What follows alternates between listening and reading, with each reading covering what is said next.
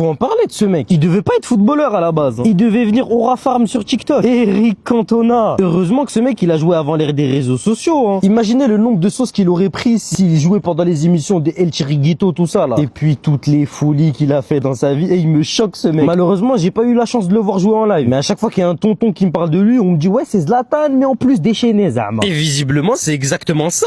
C'était un bûcheron sous sort de rage. Il était arrogant, il était culotté, mais c'était surtout un Aura Farmer. C'était un prouveur, il cherchait qu'à prouver. On connaît tous son action avec le col relevé là. Je sais pas si je suis le seul, mais la première fois que je l'ai vu faire ça, j'ai cru que c'était juste un mec perdu qui savait même pas comment célébrer un but. C'est de folie, je prenais Cantona pour le fou du bus, je le prenais pour le pitre de service, mesquine. Il faut pas oublier que ce mec, il a envoyé un front kick à un supporter. 8 mois de suspension, travaux d'intérêt général, et lui il décide de faire quoi? Il part tourner un film. J'ai jamais vu un mec comme ça, mais quel culot. C'est là où j'ai capté la vraie différence avec Zlatan. Zlatan, c'est un personnage. Cantona, c'était vraiment un mec touché. À quel moment tu mets un coup de pied sauté à un supporter? Et le pire, c'est que tu lui mets dans la tête. Tout va bien, y a aucun problème. Je pense que c'est lui qui a inspiré les créateurs de Kung Fu Panda. Et le pire dans tout ça, c'est quand il est revenu de suspension, il était encore plus respecté qu'avant. Et ça, même par ses ennemis. Y a plus personne qui avait les cojones pour lui dire quoi que ce soit. En tout cas, si vous avez des anecdotes sur ce mec, moi je suis là et je veux bien savoir. Juste pour la science.